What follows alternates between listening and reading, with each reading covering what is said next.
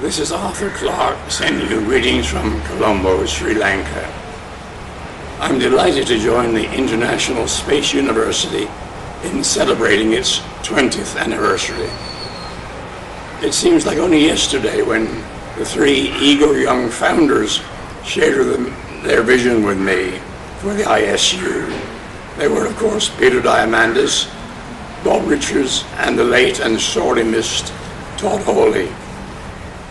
I first met them at the United Nations during an important session to mark the World Telecommunications Year in 1983. These three musketeers had the chutzpah to think that they could actually start something called an International Space University. Todd was at that time interning with Intelsat and felt it provided a useful model built on international collaboration. They wanted to create a truly global and multidisciplinary institute of higher learning, one devoted to studying and promoting all aspects of humanity's future in space. One where physicists and engineers could mix with biologists, anthropologists, journalists, and artists, and yes, even with lawyers and accountants. Peter, Bob, and Todd not only had the vision, but also the drive and enterprise to launch the ISU in 1987 with a summer session. Over the next few years, they laid a strong foundation for the university and then passed the baton on to others who built and expanded much further. I was privileged to be associated with this brave and far-sighted venture from the very beginning. The small seed they planted in Cambridge, Mass. has grown and prospered over the years. It now has a permanent campus, as well as summer sessions that keep moving from one continent to another. There were many others who helped to make this dream a reality. Among the early supporters were the late John McLucas and Joe Pelton, both co-founders of the Arthur Clarke Foundation. As chairmen of the ISU Board of Trustees, they oversaw the decision to build a $25 million permanent campus in Strasbourg, France.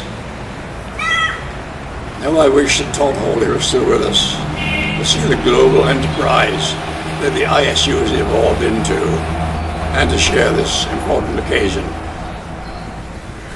I'm glad to note that the university continues its philosophy of space education based on the 3 I's. It remains firmly international, its work is highly interdisciplinary, and its faculty and students are truly intercultural. This is particularly important at a time when such values have come under pressure and the free movement of ideas and scholars faces new hurdles in some regions of the world. Speaking of political decisions of our planet, let me remind ourselves that the ISU does not belong to France, which currently hosts it, or to the United States, where it was founded. My vision for the ISU, which I hope all of you share, is that the ISU is a truly global institution that belongs to all nationalities and all human beings. In that sense, the ISU symbolizes a slogan I wrote in my very first science fiction book, Prelude to Space, back in 1947. And that quotation is, "We will take no frontiers into space."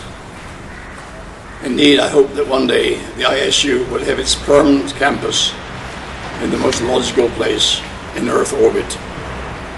The day will come when ambitious young men and women could set their goals to enter the university in space. This is Arthur Clarke wishing you goodbye from Colombo, Sri Lanka.